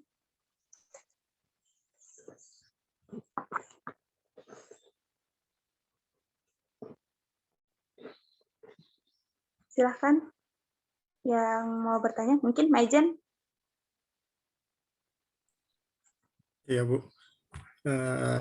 Ada sih Bu pertanyaan Bu untuk Bapak Prof. Nyoman. Saya mau bertanya, Prof, mengenai apa rumah ibadah Kaharingan ataupun ibadah Hindu. Sebenarnya kalau untuk agama lain itu untuk memasuki area ibadah itu diperbolehkan nggak? Jika diperbolehkan, apakah ada persyaratannya gitu? Itu aja dok, Prof. Terima kasih. Baik, terima kasih Bapak Mayor Jenderal TNI Sutanto. Ya, ya. Salam kenal Pak. Ya, Ya, ya. Saya tadi saya ketua DPP IKAL Lemanas Kalimantan Tengah Pak. terima kasih Bapak. Ya, baik, terima kasih Pak. Ini kalau kami di Kalimantan Tengah, kemudian kalau saya lihat juga Hindu pada umumnya ya kalau memasuki rumah ibadah boleh, ya boleh. Yang penting karena ada aturannya. Pertama, terutama bagi wanita yang ya haid, ya kemudian pasti tidak diizinkan untuk gini. Ya karena kesucian itu sangat-sangat kami jaga. Kemudian kalau yang laki-laki tidak ada masalah karena laki-laki itu tidak haid ya tidak gini ya, kapanpun bisa. Tetapi biasanya seperti kemarin kami juga menyiapkan di pintu masuk tuh kami menyiapkan selendang. Ya, berarti kita harus menggunakan selendang. Artinya apa? Sebenarnya itu simbol aja selendang itu bahwa kita akan memasuki daerah yang suci. Maka ayo indria kita tuh harus kita ikat ya supaya kita menghadap Tuhan nantinya benar-benar menyatukan indria kita supaya kita hanya memikirkan bahwa di sana hanya kita berkomunikasi dengan Tuhan sebagai pencipta. Nah itu aja yang jadinya itu. Yang lainnya tidak ada permasalahan. Boleh silahkan. Makanya kemarin saya pada waktu Ibu Ainun dan teman-temannya datang itu saya nunggu di dalam ya, di dalam pura. Beliau tuh tidak berani masuk gitu kan ya. Biasanya ya harusnya saya bilang, kenapa saya memilih Purnama kemarin itu supaya melihat itu loh religi kita, bagaimana cara kita melaksanakan persembahyangan bersama di sana itu gitu ya. Tapi ya karena akhirnya saya komunikasikan silahkan masuk, tidak ada masalah. Karena yang bersembahyang tempatnya berbeda, kita menerima tamu biasanya di Wantilan ada tempat untuk seperti itu.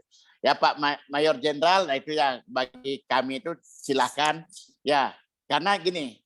Kalau bagi kami itu karena semua ya Waisudewa Kutumbakam semua kita bersaudara. Ya, kalau ada juga banyak juga Pak Mayor Jenderal teman-teman itu merasa kok saya merasa senang di sini. Bisalah saya sembahyang. Silahkan. Ya walaupun silahkan dengan cara gini masing-masing. Tapi kalau kita beribadah bersama pasti ada aturannya. Tapi kalau sendiri-sendiri ya kami akan melakukan apakah mereka melakukan semadi seperti itu tidak ada masalah ya. Apalagi sekarang yang banyak ya terutama teman-teman teman-teman yang belajar spiritual, belajar spiritual biasanya ya tidak akan datang ke Bali pada waktu Hari Raya Nyepi. Ya, karena pada waktu Hari Raya Nyepi itu tidak ada satupun kendaraan yang bisa di sana itu. Berarti kita hanya diri kita dengan Tuhan kita. Nah, dia menyatu di seperti itu. Mereka akan mencari tempat yang sepi seperti di Ubud gitu, banyak sekali tempat-tempat wisata spiritual Hari Raya Nyepi. Ya, memang disediakan tempat untuk silakan Anda berkomunikasi dengan penciptanya. Nah, itu artinya supaya memudahkan tanpa ada gangguan suara musik, suara macam-macam. Ya, sampai bandara pun ditutup pada waktu Hari Raya Nyepi. Nah, itulah keunikan yang dimiliki oleh Hindu Indonesia. Kita bisa katakanlah menutup bandara internasional untuk memberikan kesempatan kepada bumi ini bernapas lega selama sehari. Saya kira itu Pak Mayor Jenderal. Terima kasih. Ya, terima kasih Pak Prof atas jawabannya. Oke, terima kasih Majen Tommy Sutanto atas pertanyaannya. Begitu. Silahkan yang lain kalau ada yang mau bertanya lagi ataupun. Oke, silahkan Arif Muhammad.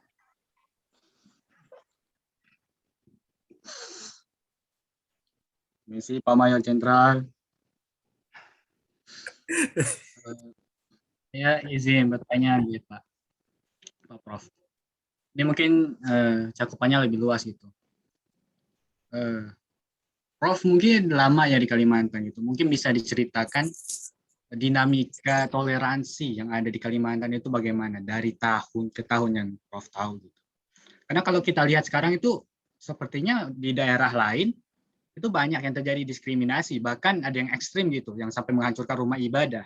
Nah, bagaimana di Kalimantan itu sendiri? Terima kasih. Baik, Mas Arif Muhammad Akbar. Ya, terima kasih. Saya tuh baru 35 tahun di Kalimantan Tengah ya. Ya, berarti ya mungkin seusia dengan bapak ibunya Mas Arif ya, usia di Kalimantan Tengah ya. Nah, kemudian kalau saya lihat situasi di Kalimantan Tengah itu luar biasa harmonisnya antara satu dengan yang lainnya. Beda saya lihat ya. Terutama gini, pada waktu kita acara-acara ya umpamanya pada waktu Natal ya kita pasti akan bersilaturahmi dengan saudara kita yang Nasrani. Biasanya dilakukan oleh pimpinan daerah, Pak Gubernur dengan jajarannya itu ya kita akan bersilaturahmi kepada tokoh-tokoh masyarakat yang beragama Nasrani. Kemudian pada waktu hari raya Nyepi biasanya mereka datang ke tempat saya. Kemudian pada waktu Lebaran ya kita berkunjung seperti itu. Nah, toleransi itulah yang kita pupuk selama ini. Nah, kemudian kita ketahui bukan apa-apa. Kan ada juga dimanapun biasanya di agama itu biasanya ada juga garis-garis kerasnya, gitu kan ya. Ya seperti sebelum dibekukan, EPI kan mau datang ke Kalimantan Tengah, ya. Tetapi karena kearifan lokal kita bersama, kita mengadakan, oh tidak usahlah EPI datang ke Kalimantan Tengah. Kami semua sepakat, bukan hanya ini, kami semua sepakat dengan saudara-saudara kita yang Muslim juga, kita sepakat untuk ya melarang EPI kemarin itu datang ke Kalimantan Tengah. Artinya apa? Kita melihat karena track record dari itu sudah tidak terlalu baik untuk kita, ya maka kita melarang untuk terjadi kejadian. Ya sampai sekarang juga perlu juga saya komunikasikan di sini. Sampai sekarang ya Ahmadiyah itu masih ada di Kalimantan Tengah. Tapi yang penting mereka tidak menyebarkan gini itu, mereka menggunakan ya mereka beribadah di tempatnya masing-masing tanpa gini. Itu masih tetap kita akomodasi. Sama juga dengan kemarin Gavatar itu di Kalimantan Tengah itu banyak itu Gavatar kemarin itu. Ya, kemudian ya beberapa dipersuasi ke Gubernur kita kembalikan ke daerah mereka masing-masing untuk kembali ke jalan ya yang diakui, yang dipercaya oleh kita masyarakat itu. Artinya apa? Karena pada waktu saya di Bali saya tidak pernah melihat seperti itu. Ya, bahwa kita saling silaturahmi satu dengan yang lainnya gitu. Artinya kita mempersiapkan diri ya. Cobalah Bapak Ibu bayangkan ya, Ibu bisa bayangkan. Kalau hari raya Nyepi kami kan tidak harus melakukan apa-apa, tidak bekerja, tidak apa-apa ya. Tapi besoknya kan kami harus menyervis saudara-saudara kita kan ya. Ya, makanya kita ya membuat itulah mempersiapkan ya sehari sebelumnya kita persiapkan. Karena ya biarpun bagaimana kita akan mendatangi tamu sudah mengucapkan selamat kepada kita bahwa kita sudah bisa melakukan ibadah kita, yaitu kita bisa puasa selama sehari, kemudian kita bisa melakukan keimanan kita. Teman-teman mengucapkan selamat seperti itu. Nah, itulah toleransi itu selalu dipegang oleh pimpinan-pimpinan yang ada di Kalimantan Tengah ini. Karena kita ketahui di Indonesia, ya kita masih melihat ke atas. Siapa pimpinan kita? Apa yang dikatakan pimpinan kita, kita selalu mengikuti pola seperti itu. Kadang-kadang ya yang menjadi masalah adalah grassroots itu kalau pemimpinnya yang tidak pas, ya dia yang mengatakan ya supaya melaksanakan seperti ini, melaksanakan seperti itu. Nah itu yang kami pimpinan itu kami selalu mengkomunikasikan seperti itu. Ya kalau di Hindu, terutama Hindu kita mempunyai tadi saya katakan ada gini kita bahwa tatwamasi. Kita adalah sama gitu ya. Kalau kita dipukul sakit ya maka jangan kita memukul orang. Pasti orang itu akan sakit. Itu ajaran tatwamasi kita. Kemudian yang kedua adalah Waisudewa Kutumbakam. Kita semua adalah bersaudara.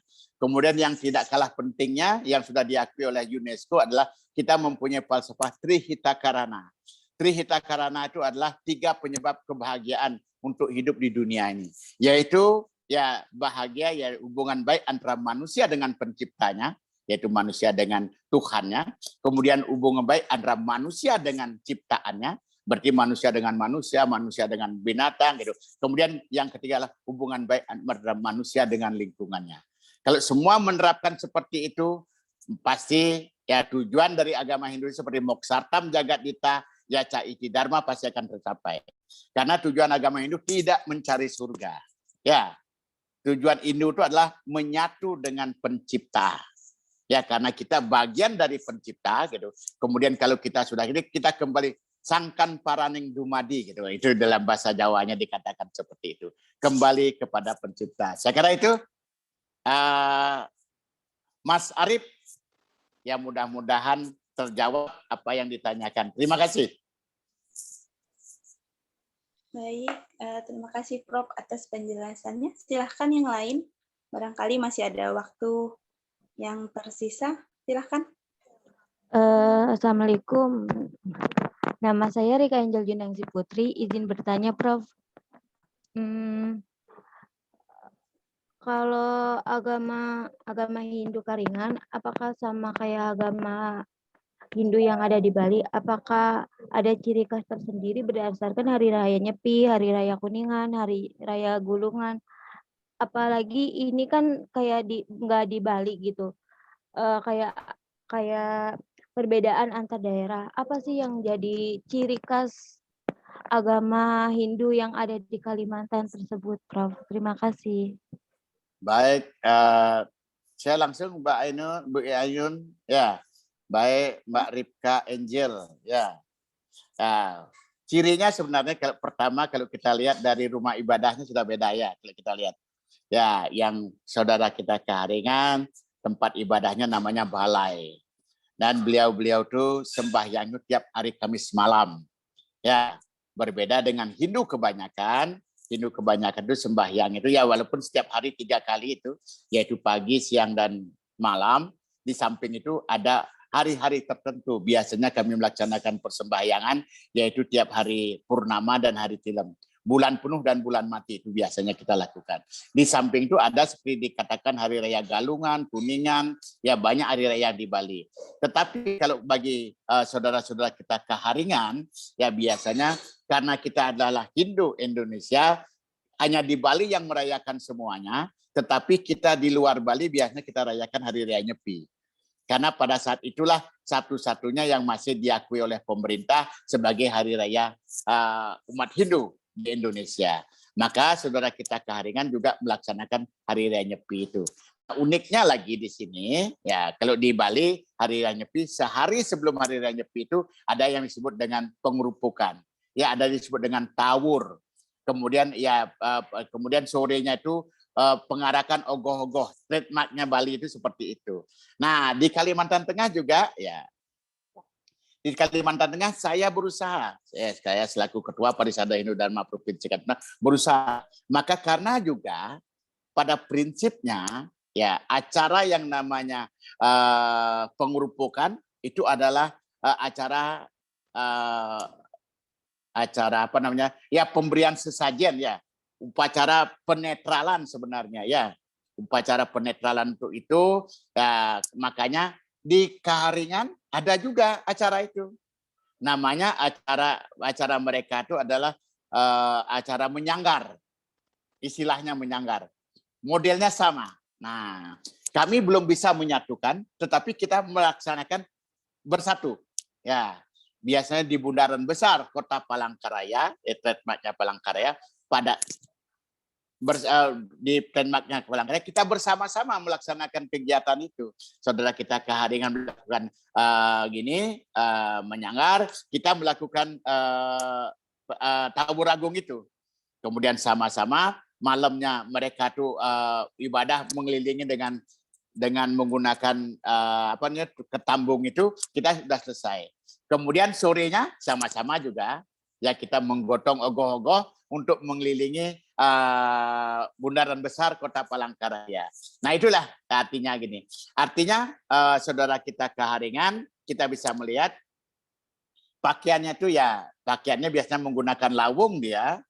Ya, saya lupa tadi pakai lawung, harusnya saya pakai lawung. Kalau orang Bali dia pakai udang itu sudah biasa. Mereka itu tidak pakai kain seperti di Bali, tapi pakai celana biasa. Tapi ada gininya itu juga, selendangnya juga ada. Ya, sama dengan itu yang dilakukan. Ya, kita sama-sama untuk itu sudah membina seperti itu. Ya, bedanya kalau saudara kita keharingan malam Kamis mereka melaksanakan religi keagamaannya, sedangkan Hindu yang lainnya menggunakan ya ada saseh, ada tahun, ya itu mempunyai seperti di Bali pada umumnya. Ya, sedang tapi keluarga kita keharingan biasanya melaksanakan hari raya itulah pada waktu hari raya Nyepi, biasanya fokus untuk itu. Saya kira itu. Terima kasih, Mbak Ripka. Baik, Prof. Terima kasih. Baik, terima kasih. Mungkin yang lain boleh bertanya ataupun sharing begitu ya terkait di daerahnya, mungkin barangkali ada kepercayaan juga yang mungkin bisa kita bagikan di sini begitu. Silahkan.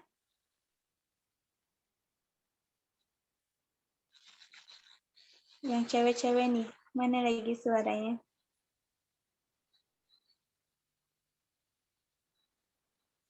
Silahkan.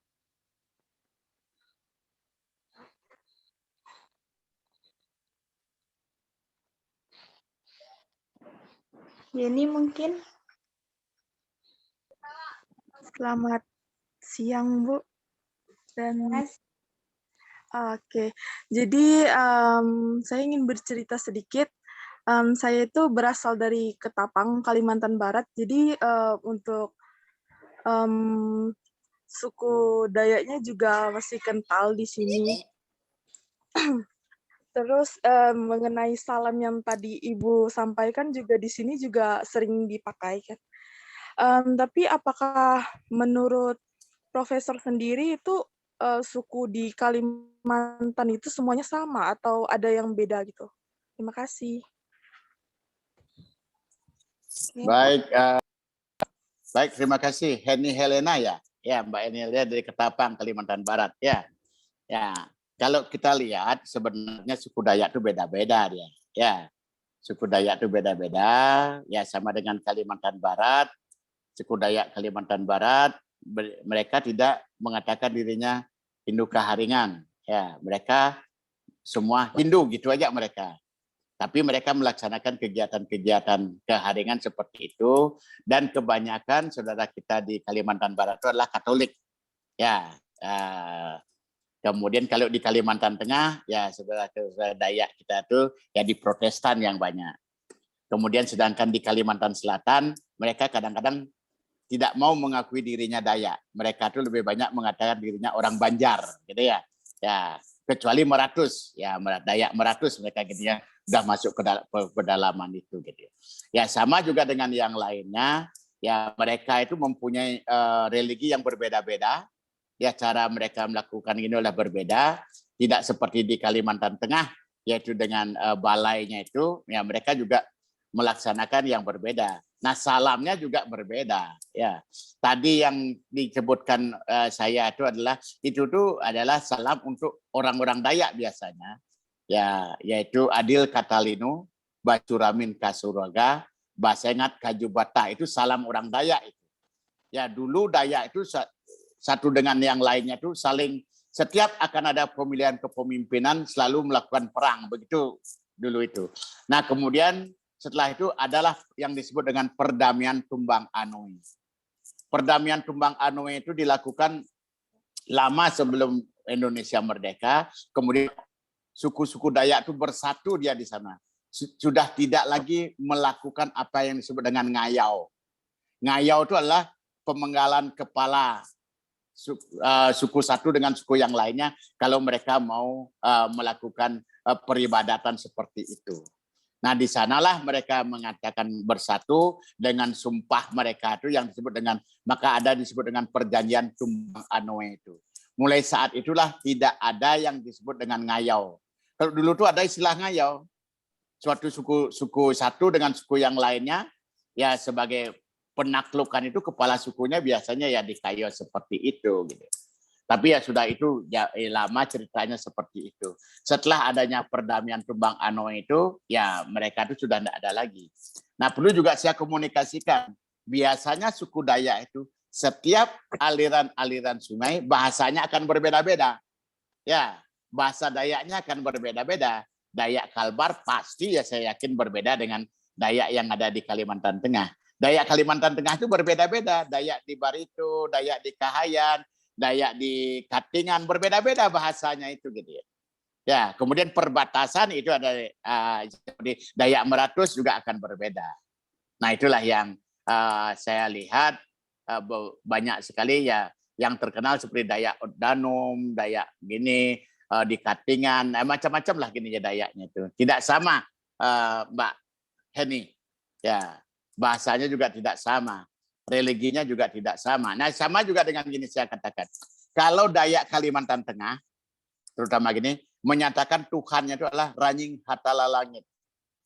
Ya, Tuhan yang Maha Esa adalah Ranying Hatala Langit gitu. Kemudian yang di Suruyan beda lagi menyatakan Tuhannya. Sebutannya itu gitu ya. Ya karena di dalam sastra Hindu itu ada yang mengatakan Eko Narayanat Nadwityo Astikasit. Hanya satu Tuhan, tapi orang bijaksana menyebutnya banyak nama. Nah, itu juga ya berarti tidak bertentangan dengan ajaran-ajaran susastra Weda. Saya kira itu, Mbak Eni, terima kasih. Baik, Prof. Terima kasih informasinya, Prof. Baik, terima kasih Prof untuk sharing ilmunya begitu ya. Barangkali ada yang perlu bertanya lagi karena Prof ini mau masuk mengajar ya Prof ya. Ya, baik Bu Ainun, saya kira jamnya sudah. Ya, terima kasih saya sudah diberikan kesempatan. Kemudian Bapak Mayor Jenderal Tony Sutanto, ya salam kenal. Terima kasih. Saya sudah diajak untuk ini. Saya merasa ini bagus ya. Ini bagus kegiatan seperti ini. Ya kalau memang bisa ya setiap semester umpamanya setiap tahun ada seperti ini, saya siap bergabung ya untuk modul Nusantara itu. Saya siap bergabung bagaimana kita bisa mengkomunikasikan betapa ya besarnya kekayaan Nusantara yang kita miliki. Kita bisa mendistribusikan, kita bisa mengimplementasikan, kita bisa memberitahukan kepada saudara-saudara kita yang ada di Indonesia ini gitu, banyak. Ini loh, saudara kita di Kalimantan Tengah ada seperti ini, saudara kita di sini adalah seperti ini. Ya dengan demikian ya rasa memiliki Indonesia itu akan semakin terpatri di dalam sanubari kita masing-masing. Seperti yang kita katakan bahwa NKRI itu adalah harga mati. Itu yang kita harapkan. Semua pemuda kita, terutama generasi yang akan datang, sudah menyatakan bahwa oh betapa indahnya kalau kita bersatu seperti taman gitu ya. Ada bunga merah, bunga putih. Silahkan yang putih menyegi ke keputihannya, yang merah ini kemerahannya gitu ya. Sama dengan seperti yang saya katakan bahwa kita itu seperti katakanlah samudra. Ya, samudra itu akan dialiri oleh beberapa sungai. Tetapi sampai di samudra kita tidak tahu air itu datangnya dari mana. Karena kita sudah bersatu. Ya, bersatu pasti kita teguh. Ya, untuk itu mari kita sama-sama membulatkan tekad kita bahwa kita itu adalah bangsa Indonesia. Saya kira itu Pak Mayor Jenderal Tony Sutanto, terima kasih. Kemudian Bu Ainun, saudara-saudara semua, terima kasih. Saya akhiri dengan Paramo Santi. Om Santi, Santi, Santi, Om Sahai. Terima kasih. Baik, terima kasih Prof atas waktu dan kesempatannya begitu untuk bergabung di kelas ini, dan ini suatu kebanggaan begitu ya kita bisa memperkenalkan juga ke teman-teman di luar sana berkenaan dengan salah satu begitu agama yang memang satu-satunya juga di Indonesia yang kemudian berintegrasi sehingga diakui begitu ya Prof dari sekian banyaknya suatu kepercayaan begitu. Sekali lagi terima kasih banyak Prof atas waktu dan kesempatannya. Akan Oke, terima kasih ya Salib. Baik kawan-kawan, mengingat waktu kita masih ada ya, masih ada kurang lebih sekitar 10 menit begitu. Kalau ada yang mau sharing lagi terkait kepercayaan mungkin yang ada di wilayah, atau bagaimana sih sudut pandang kalian begitu setelah melihat tadi ya beberapa agama begitu, bahkan kepercayaan yang kemudian diakui menjadi suatu agama begitu. Nah, bagaimana sudut pandang kalian terhadap kondisi ini begitu ya, dengan adanya keselarasan yang dibangun antar umat beragama begitu yang ada di Kalimantan Tengah. Nah, bagaimana pandangan kalian atau bagaimana kalian menganalisa begitu terkait kondisi ini? Silahkan.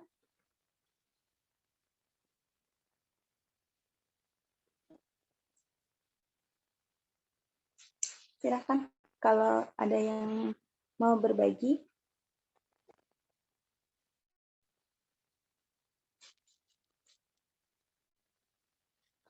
Putri, mana Putri? Iya, Ibu. Oke, boleh kasih sedikit sudut pandangnya begitu dari yang sudah cukup panjang lebar tadi ya. Silahkan kasih sudut pandangnya. Sih, Bu, keren banget kalau menurut saya. Maksudnya, kan saya emang di sini hidupnya nggak terlalu bercampur sama orang yang beda agama. Jadi semuanya kayak homogen, sama-sama Islamnya gitu. Kalau lihat yang ada di Kalimantan Tengah, mereka bisa hidup berdampingan dengan tanpa ada permasalahan yang berarti. Ya cukup keren sih. Gimana pemimpin mereka, maksudnya kepala daerahnya bisa membawa daerah mereka jadi nggak banyak konflik gitu. Sangat bagus. Baik, itu ya tanggapan dari Putri begitu mengenai kondisi tadi. Mungkin bisa diceritakan sedikit Putri, apakah di wilayahnya juga ada begitu, sekalipun tadi ya secara mungkin di daerahnya menganut satu kepercayaan secara populasinya begitu mungkin lebih dominan begitu kan, tetapi kan biasa ya di setiap daerah begitu di Indonesia itu memiliki kepercayaan yang dulunya begitu diwariskan oleh nenek moyang. Mungkin barangkali di daerah Putri juga ada begitu. Sepertinya masih ada, cuma nggak banyak gitu loh. Ya kayak kebudayaan Jawa yang masih dipegang gitu. Kan kalau di Islam kan nggak ada istilah kayak nyelameti apa-apa kan nggak ada. Tapi di sini masih dipakai. Seperti kalau ada 3 bulanan atau pas bayi baru lahir seperti itu, masih sering pakai adat Jawa. Tapi tidak terlalu yang begitu menonjolkan kejawaannya gitu. Jadi masih banyak Islamnya daripada kebudayaan yang asli dari daerah itu sendiri.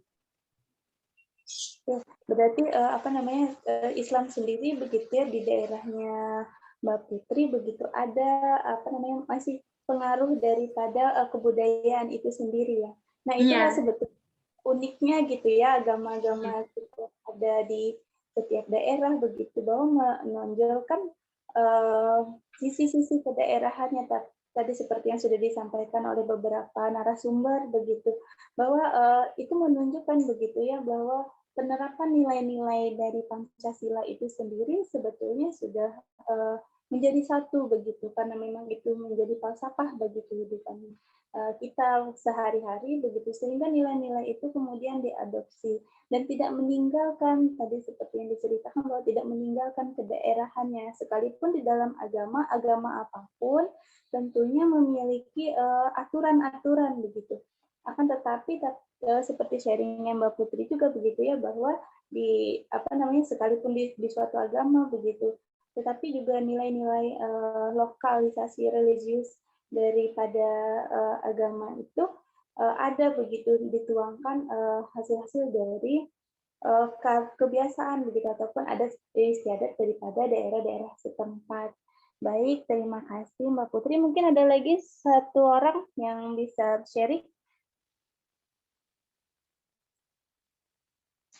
Silahkan.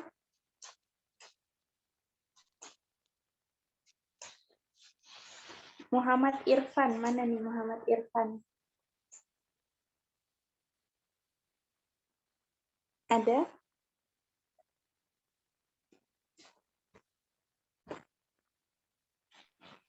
Baik, Bu. Silahkan. Di tempat saya lebih dominan untuk muslimnya, Bu, agama Islam.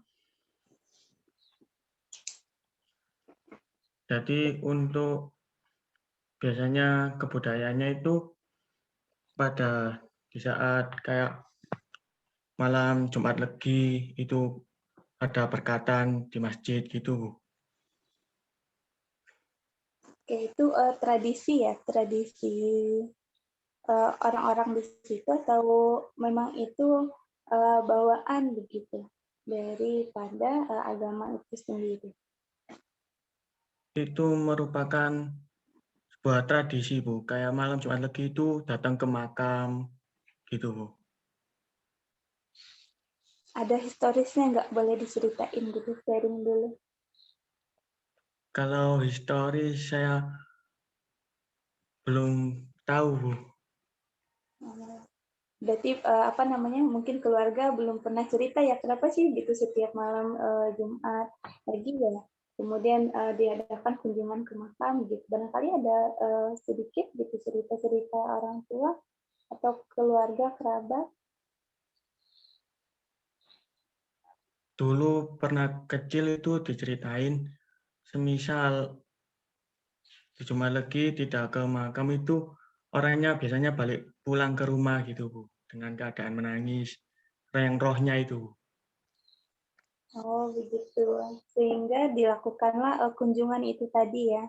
Karena Iya, ini Bu. kan tidak di semua tempat juga begitu, meskipun kita juga mayoritas ya begitu agama Muslim, akan tetapi tidak semua begitu ya melakukan hal itu. Nah ini juga merupakan suatu keunikan begitu, sehingga tadi kulturasi antara kebudayaan sebetulnya dengan agama itu antara satu daerah dengan daerah lain mungkin berbeda begitu, dan kita beruntung sekali adanya program dari Kemendikbud ini begitu ya, dengan adanya mengangkat modul Nusantara ini kita bisa tahu begitu ternyata ada keunikan-keunikan dan apa namanya kulturasi kebudayaan terhadap peleburan di dalam proses keagamaan itu ternyata sangat banyak sekali begitu. Nah, perlu kawan-kawan ketahui juga bahwa di Kalimantan Tengah sendiri pada awalnya begitu ya, dulu itu selain tadi sebuah kepercayaan begitu yang memang dari zaman nenek moyang itu ada dan diturunkan secara turun-temurun begitu. Lalu kemudian Kalimantan Tengah itu didominasi oleh agama Kristen begitu. Nah, dengan seiring berkembangnya zaman, banyak sekali transmigrasi, kemudian banyak juga pendatang-pendatang begitu, terutama dari warga yang ada di provinsi tetangga begitu ya, yang mayoritasnya agama Muslim begitu. Sehingga itu kemudian nilai ataupun jumlah daripada agama itu tadi kemudian berimbang begitu secara penyebarannya, sehingga agama yang cukup besar di Kalimantan Tengah ini khususnya itu ada agama Kristen, lalu juga ada agama Islam begitu. Nah, yang lainnya itu juga cukup ini ya, pengikutnya begitu cukup banyak juga begitu. Tetapi seperti yang disampaikan di informasi awal bahwa agama-agama yang memang agama yang dibawa begitu ya dari luar seperti misalnya agama Konghucu begitu, nah itu dianut oleh warga-warga yang memang pendatang begitu, khususnya warga Tionghoa yang ada di Kalimantan Tengah yang kemudian tinggalnya di Palangkaraya begitu sebagai ibu kota provinsi. Nah itu informasi terkait ragam agama dan bagaimana toleransi yang hidup dan timbul di masyarakat, karena sampai saat ini begitu untuk konflik di dalam ataupun di bidang keagamaan itu sendiri tidak pernah terjamah begitu ya. Kalau hanya untuk gesekan-gesekan itu hal biasa di dalam dinamika berkehidupan sosial. Akan tetapi sampai sejauh ini begitu Kalimantan Tengah termasuk wilayah yang memang mengakomodir dengan sangat bagus begitu keseluruhan ragam yang ada terkait keagamaan ini tuh termasuk yang paling bagus begitu kalau kita melihat, karena tidak ada diskriminasi sedikit pun di dalam proses menjalankan kepercayaan masing-masing. Bahkan seperti yang sudah disampaikan oleh Prof tadi juga, bahwa ketika ada bencana dan lain-lain begitu, itu akan lebih terlihat sekali begitu kesatuan daripada antar lembaga agama ini tadi untuk saling bahu-membahu, membantu, menolong warga masyarakat dan tidak pilih kasih begitu ya, terkait ras, suku, agama, kemudian perbedaan-perbedaan lainnya begitu. Ketika yang terdampak musibah misalnya, nah itu juga akan diperlakukan sama halnya begitu dengan yang memberikan bantuan, juga sama, tidak memandang dari latar belakangnya, sehingga mungkin bisa menjadi pembanding begitu ya, mungkin di daerah-daerah di Indonesia seperti tadi yang sudah disampaikan oleh salah satu teman juga, bahwa masih terdapat daerah-daerah yang memang ada diskriminasi begitu terhadap kepercayaan-kepercayaan yang minoritas, sehingga untuk nilai-nilai toleransi itu sendiri masih ada begitu ketimpangan. Akan tetapi itulah begitu kesyukurannya kita tinggal di negara Indonesia ini, khususnya di mana dengan adanya begitu ya falsafah kita memegang teguh sebagai landasan dasar kehidupan kita berdasarkan dan berasaskan Pancasila begitu, sehingga itu yang kemudian menjadikan kita boleh mempercayai dan boleh melaksanakan apa yang kita percayai begitu, dan dilindungi oleh negara secara penuh, sehingga angka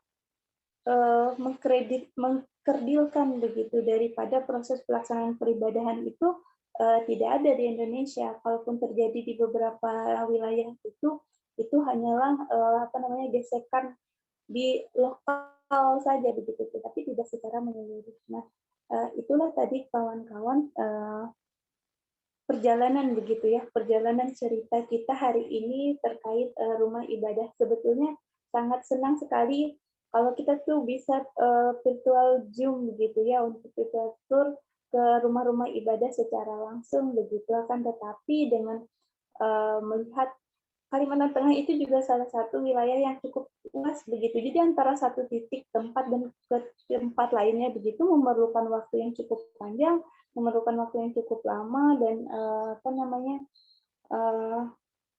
tidak efisien begitu untuk pelaksanaan kegiatan ini kalaupun harus melakukan virtual tour begitu, sehingga kita bisa menyajikan melalui tayangan tadi. Nah, kawan-kawan, ada lagi yang perlu ditanyakan mengingat waktu sudah pukul 12 begitu. Silahkan kalau ada. Saya sih Bu mau nanya absensi sih Bu. Boleh.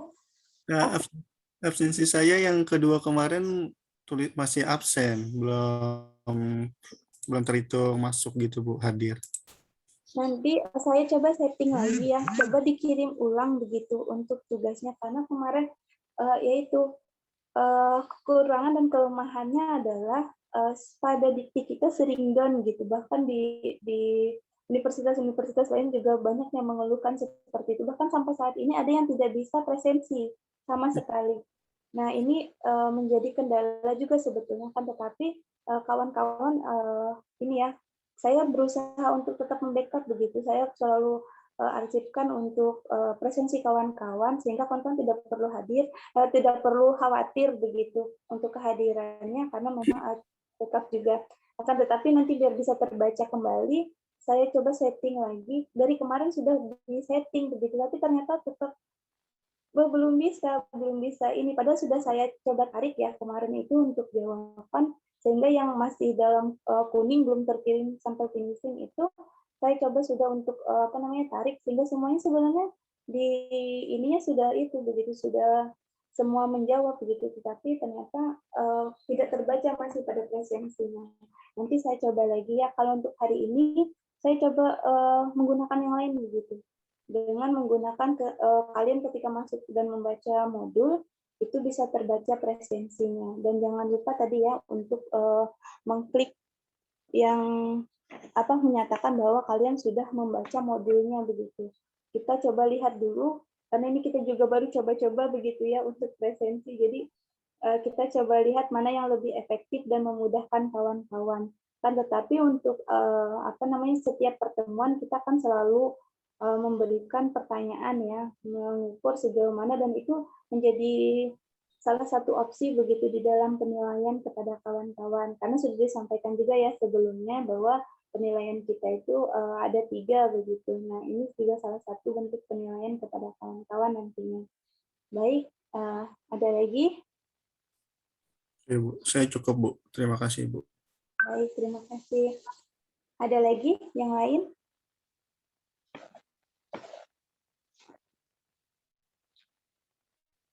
Oke, kalau tidak ada pertanyaan lagi, mungkin pertemuan kita hari ini kita akhiri sampai di sini. Terima kasih banyak atas partisipasi kawan-kawan semua di dalam proses perkuliahan hari ini. Semoga kita semua diberi kesehatan begitu ya, sehingga kita bisa melaksanakan kegiatan ini sampai selesai dengan penuh tanggung jawab dan bisa mendapatkan banyak ilmu begitu, terutama untuk mengulas lebih dalam lagi tentang Kalimantan Tengah. Dan barangkali nanti ketika kawan-kawan datang dan berkunjung ke sini begitu ya, sudah punya gambaran nih begitu, atau nanti ketika datang ataupun main ke sini, kawan-kawan nanti bisa hubungin saya untuk kita bisa jalan bareng untuk melihat Kalimantan Tengah secara umumnya begitu ya. Baik, mohon maaf juga kawan atas segala kendala yang terjadi, atas segala kekurangan, kesalahan apabila dalam perkataan, perbuatan begitu ada yang kurang berkenan. Saya ucapkan terima kasih sekali lagi atas partisipasinya. Saya akhiri dengan mengucapkan alhamdulillahirrahmanirrahim. Assalamualaikum warahmatullahi wabarakatuh. Selamat siang. Selamat siang, Bu. Terima kasih. Terima kasih, Bu. Terima kasih, Bu. Selamat siang. Siang.